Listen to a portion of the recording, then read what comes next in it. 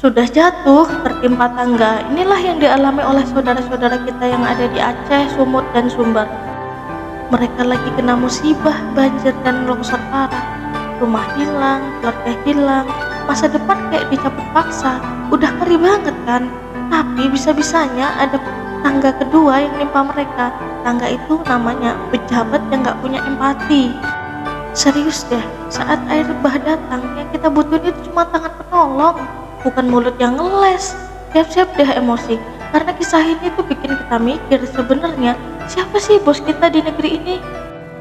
Coba bayangin, di sana orang-orang lagi tidur beralas terpal, kedinginan, nunggu bantuan makanan. Ada yang lagi nyari jasad anggota keluarganya, pakai tangan kosong di antara tumpukan lumpur.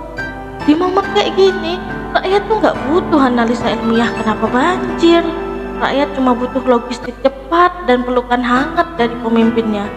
Mereka itu cuma butuh pemimpin ngomong, "Oh maaf, ini salah kami. Kami akan bantu sampai kalian berdiri lagi." Tapi, apa yang terjadi? Jangankan turun ke lokasi, lawang mereka aja yang ngeles. Bisa-bisanya pejabat ngomong, "Ini hanya mencekam di medsos. Ini nggak seserius yang media bilang. Ini bukan karena izin pertambangan yang kami kasih, ini karena alam." Hello, kalian ini pemimpin loh, bukan komentator sepak bola. Oke, biar gampang gini aja deh kita analogikan. Negara ini rumah kita, rakyat itu anak-anaknya, pejabat itu orang tua yang kita gaji buat ngurus rumah. Tiba-tiba rumah kita bocor parah sampai banjir, dan anak-anak kena musibah dong. Apa reaksi orang tua yang baik? Ya langsung sibuk nambal nyelamatin anak-anaknya. Reaksi pejabat kita, kok bisa bocor ya? Kayaknya bocornya ini gara-gara hujan dari luar terlalu banyak. Terlalu drama nih anak-anak, teriak-teriak. Udah, kalian doa aja, bapak lagi sibuk meeting. Gimana nggak kesel? Mereka itu digaji pakai pajak kita. Mereka diamanahkan buat jadi pelayan.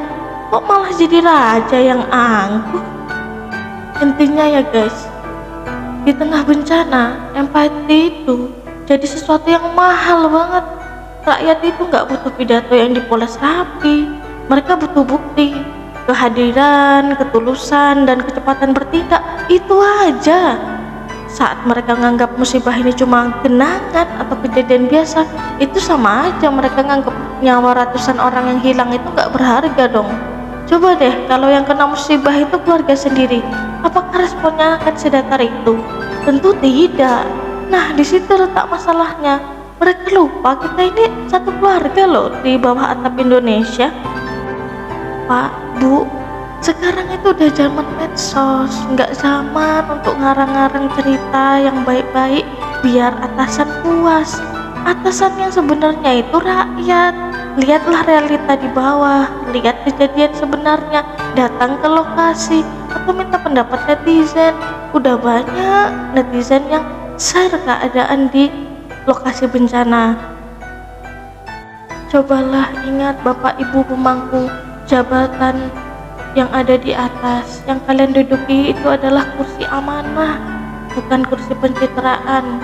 Kita memang nggak bisa kok nambal hati mereka yang kosong, tapi kita bisa bikin kejadian di Aceh, Sumut, dan Sumbar ini buat jadi sesuatu yang gak terlupakan gitu. Kita telah menyaksikan jika trauma itu nyata. Di tengah lumpur yang kering ada hati yang hancur berkeping-keping. Harta benda yang dikumpulkan seumur hidup hilang dalam sekejapan mata. Bahkan orang-orang saling terpisah. Apa yang kita tanam itulah yang akan kita tuai. Meski orang lain yang merusak lingkungan, menebang pohon, akan tetapi semua orang yang merasakan dampaknya. Alam yang murka menyerang siapa saja, bukan hanya pelaku, melainkan kita yang diam karena tidak mau atau tidak mampu.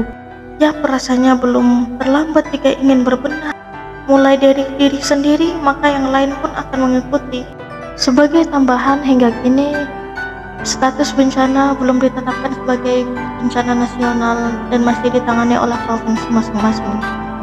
Oke, sebagai penutup, kita doakan semoga saudara kita yang berada di Aceh, Sumbar, dan Sumut segera mendapatkan pertolongan baik secara fisik maupun psikis. Oke, sampai jumpa lagi di berita lainnya. Bye. Jangan lupa like dan subscribe jika merasa video ini bermanfaat.